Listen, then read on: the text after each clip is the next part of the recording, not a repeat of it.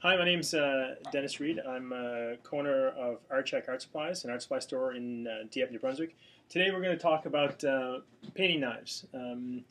Quite often people kind of walk into the store and they see the painting knives and they kind of wonder what they're for. So today we're going to kind of settle some things on why you use them, when you use them, and how you use them. Usually when someone's coming in and they're starting painting, and they want to paint with palette knives.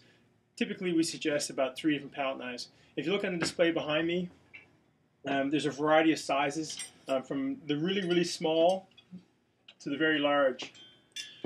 If you're paint, and what determines really what size you're choosing is really the size that you're going to be painting. So usually, if someone's painting in a size that's, say, 16 by 20 inches or 18 by 24, often we say, 3 sizes, kind of that one being the smallest, which is about a 1-inch blade. And then depending on the size and shape that you'd like, which often just comes down to personal preference, up to about a 3-inch blade. Now, the reason I say 3 different sizes is typically because just so that your marks are all the same. In the same way that when you be painting with brushes, the same kind of rules apply. You don't want, unless it's your intent, you don't want all of your marks to look the same. So therefore, different size palette knives. Now, what I just said was palette knives. I actually meant painting knives. But what happens is one of the kind of big mistakes that people will make when they're painting, I find, not only beginners, but people that have been painting for a while, is often they're painting and they're mixing paint on their palette with their brushes instead of using a knife. And that's where a variety of painting knives come in really handy. Often when I'm painting, I'm not just mixing one color, I'm mixing 5, 6, 7, 8 different colors. So it's really handy to have a palette knife or, like I said, a painting knife that you can do that right in your palette. It does a couple things. It's going to keep paint from getting all over your brush, especially up into the ferrule, up into the metal part of your brush. So it's going to make it, you're not going to be having to clean your brush quite as often. So really, you end up wasting less paint. So if we kind of look at, if you look at a painting knife, I guess one of the other things to talk about is what makes a good painting knife. Most of the smaller painting knives are going to be high tension steel, which are then just flattened and then shaped. So when you look at a good painting knife, these ones here are all by Liquitex. They're called Liquitex Freestyle.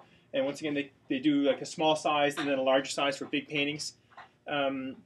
What you'll see is that where the blade meets the metal part of the handle, it's not actually welded. It's actually, you can tell, it's actually just flattened. So you know it's not going to break there. The other thing is where the metal inserts into the wooden part of the handle, there's a little tiny ferrule. When you're picking them up, just make sure that's nice and tight because you're going to work those palette knives quite a bit. So I guess when we start to talk about cleaning palette knives, there's some big advantages, I guess, in comparison to cleaning brushes, especially if you're mixing with your palette knives. When the palette knives are wet, it's just a matter of just having a couple rags handy and actually just physically wiping them off at the end of the night.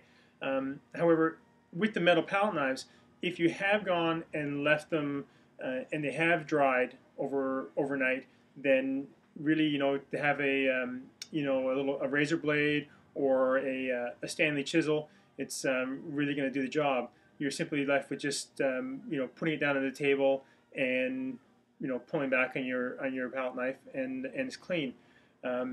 Now you'll have to be a little bit more careful, in terms of using plastic palette knives. They'll have to be clean at the end of the night.